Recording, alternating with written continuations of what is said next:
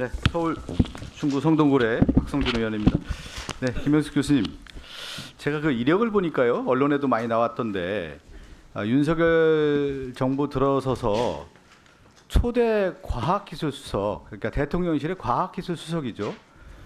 거론이 됐더라고요. 몇 명 거론되는 중에 유력 후보 뭐 이렇게 나와 있던데 그건 알고 계시죠? 네, 알고 거론이 있었지만 됐었습니까? 오보입니다. 오보였어요? 네. 그 언론이 이제 오보할 일은 없지 않습니까, 보통? 저는 예, 모르는 일입니다. 전혀 모르는 일이었어요. 네. 아니 이게 왜 그러냐면 이게 중요한 거죠. 언론에서 우리 김영숙 교수님을 초대 과학기술 수석으로 거론할 정도였다고 하면 언론이 그냥 부풀리기 쓰기는 안 하고 어느 정도 소스를 받는 거죠.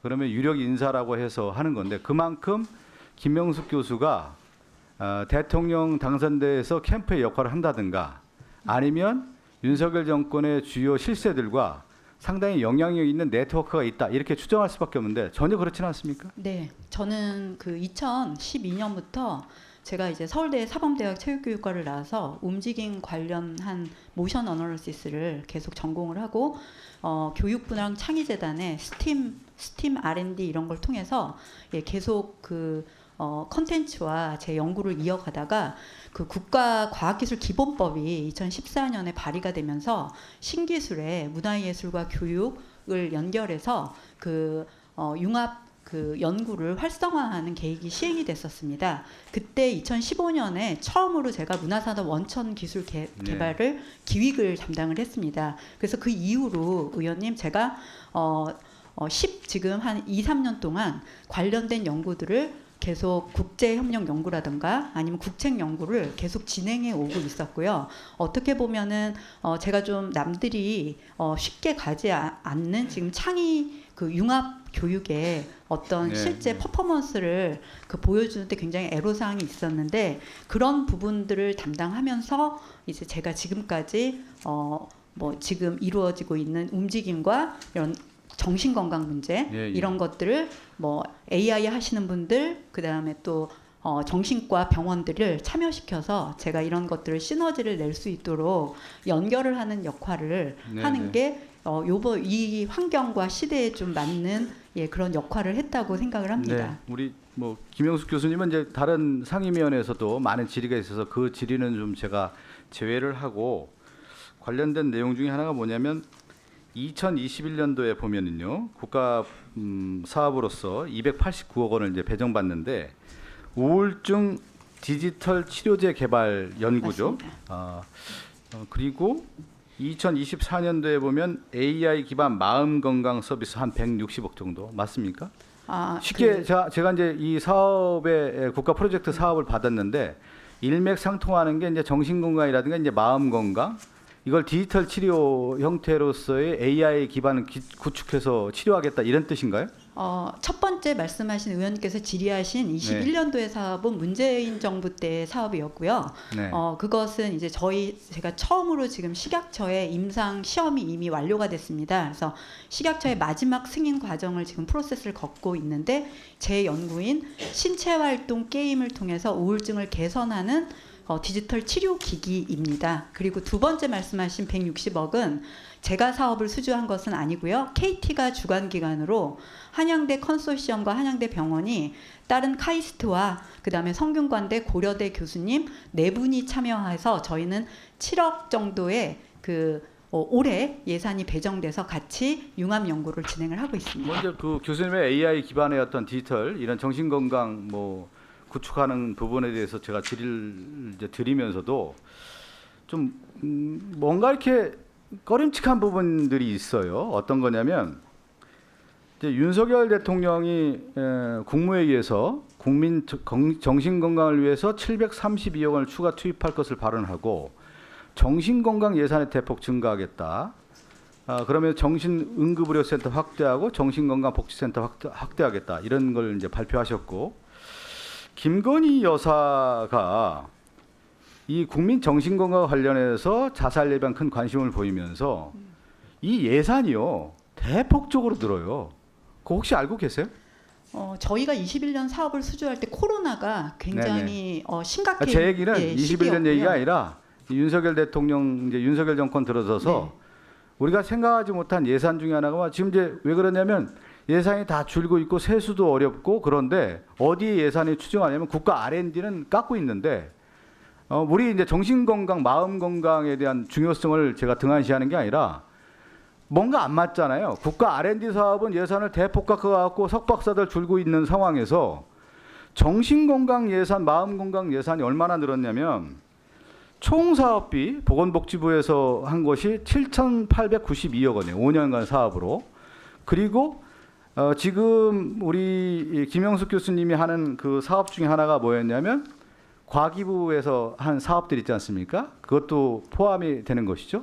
과기부 사업은 제가 지금 진행하고 있는 R&D 사업은요. 예, 의원님이 예. 말씀하신 두 가지가 아니고 한 가지 한 진행하고 가지. 그러니까 있습니다. 뭐냐면 네.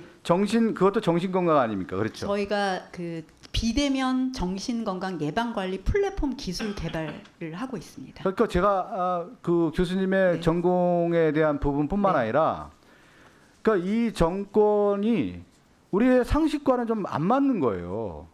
국가 R&D 사업은 막 줄이는데 정신건강, 마음건강 사업을 쭉 보니까 한 1조 원 가까이 늘더라고요. 보니까.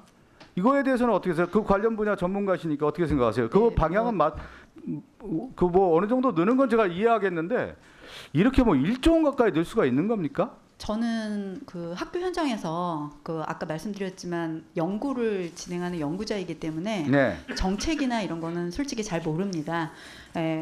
아마 그 마음 건강 이런 부분들은 제가 연구를 하면서 저희는 정신과 전문의들뿐만 아니라 다 참여를 하시기 때문에 항상 말씀하시는 부분이 코로나 이후로 이제 학교 현장에도 자살, 예, 그다음에 자해 제가 이런 그걸 부인하는 예. 게 아니고요. 이런 예산이 아마 너무 그러지 않을까 그렇게 저는 예산이 생각을 하고 있습니다. 이렇게 투입되고 있다라는 부분이고 제가 다시 이제 처음으로 질문을 좀 드리고 싶은 것 중에 하나가 우리 김영숙 교수님은 이 정권과 전혀 상관이 없습니까? 이 정권, 그러니까 윤석열 정권과의 어떤 네트워크라든가 진짜 학문의 길만 걸었습니까? 네, 저는 학문의 길만 걸었습니다. 학문의 네, 길만 12년 동안 제가 네. 굉장히 저희 예를 들면 분야에서도 좀 윤석열 하지 대통령을 않는 안다든가 윤석열 대통령과의 관계라든가 아니면 김건희 여사를 전혀 모릅니까? 모릅니다. 예. 매스컴에서 처음 뵀습니다. 그 지금 제가 알기로는 우리 김영숙 교수님이 가까이 지내는 한양대 공대 교수님 중에 한 분이 네. 김창경 교수인데 네. 그 김창경 교수가 윤석열 대통령과 아주 가깝고 그 부모님 때부터 상당히 유지 관계를 가져왔기 때문에 영향력 있는 교수로 알고 있고 그 김창경 교수가 교육과기술부 차관까지 했던 것으로 네. 알고 있는데요. 네. 그분과 같이 일을 해왔던 김영숙 교수가 전혀 윤석열 정권과 관련이 없다라고 하는 것이 타당합니까? 저희 김창경 교수님은요 같은 학교의 교수로 재직을 하셨고요. 그리고 유튜브나 본인 특강을 통해서 굉장히 그 디지털 바이오, 그다음에 크리스퍼, 그다음에 디지털 플랫폼 이런 것들을 뭐 이번 정부뿐만 아니라 워낙이 저희한테 특강도 많이 해주셔서 저희가 그런 인사이트를 그 융합 연구를 하는 연구자들이 좀 미래를 내다보는 인사이트를 제공하는데 많은 그런 학문적인 지식을 제공받아서 문제를 해결할 수 있었던 부분이고요.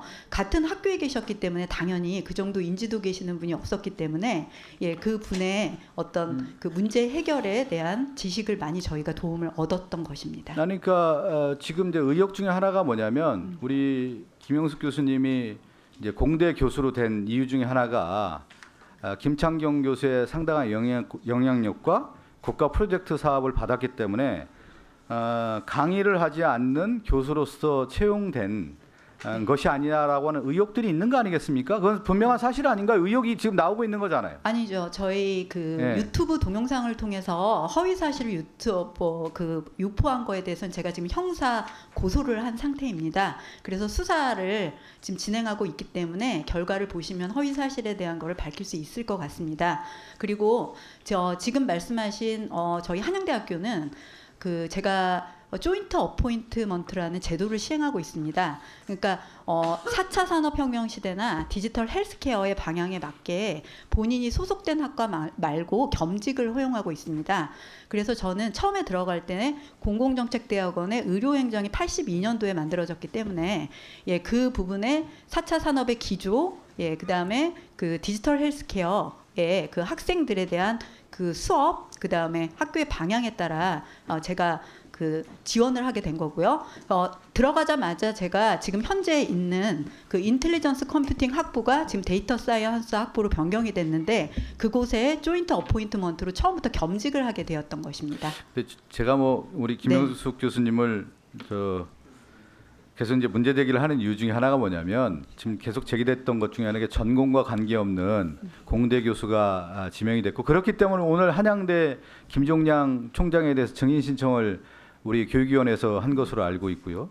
거기에 대해서 이제 분명하게 한양대 입장을 좀 듣고 싶었는데 그렇지 못하다는 부분에 대해서 좀 아쉬움을 얘기를 하고 지금 이제 제가 이 윤석열 정권 들어서 윤석열 대통령도 정신건강 얘기하고 예산 대폭 확대하고 김건희 여사도 그렇게 하면서 정부 부처가 지금 1조 원 가까운 정신건강, 마음건강 예산을 지금 투입을 하고 있는데 합리적 의심이 가는 것 중에 하나가 뭐냐면 김건희 여사가 어떤 연구들을 해왔느냐 이렇게 보면은 온라인 운세 콘텐츠 이용 만족도 그러니까 뭐냐면 운세라는 게 이제 사주 아니에요. 이걸 통해서 보통 이제 상담 치료가 되는 것이죠. 그러니까 이용 만족도. 그다음에 이제 박사 논문도 아바타를 이용한 운세 콘텐츠 개발 연구란 말이죠. 그러니까 운세라는 게 심리 상담, 건강 상담으로 이어지는 부분들이 있기 때문에 관련 부분에 대한 이 예산이 대폭적으로 늘어는 것이 현실적으로 이게 맞느냐라고 하는 의문들이 계속 제기가 되고 있는 거예요.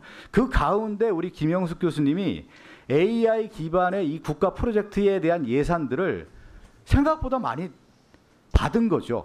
그 받은 것은 뭐냐?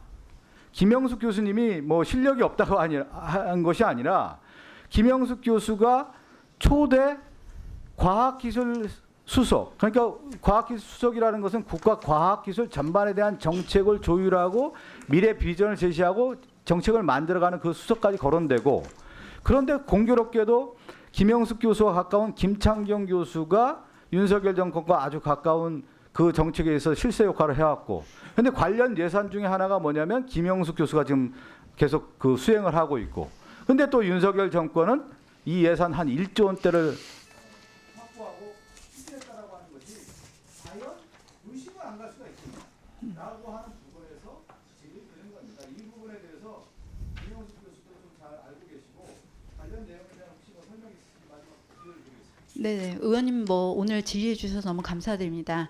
그 제가 말씀드리고 싶은 거는 우리나라가 항상 창의 인재 양성 이런 것들을 계속 교육 기조로 삼으면서 학교 현장이나 저희 연구자한테도 굉장히 정책적으로 이렇게 강조를 하고 있습니다. 제가 저희 그 학부 때의 어떤 전공들을 다양한 어떤 연구나 그다음 교육으로 이루어지고 있는 현장에 좋은 그 연구와 교육을 하시는 분들이 많은데 이제 저 같은 경우는 저의 관심 그다음에 이런 것들을 왜 안 할까 하는 그런 어떤 창의적인 어떤 생각이 저의 연구와 그다음에 이런 정신건강 문제 그다음에 AI라는 거는 기술이 제가 활용을 하는 것이지 제가 기술을 개발하는 것이 아니기 때문에 저희의 컨텐츠를 가지고 사람들이 쓰는 데이터를 얻어서 그런 데이터들을 그 인공지능의 기술을 연결을 해서 사람들이 좀 더 맞춤형으로 더 잘 쓰게 하는 게 인공지능 기술이라는 것을 좀 맥락적으로 의원님께서 이해를 해주셨으면 좋겠습니다.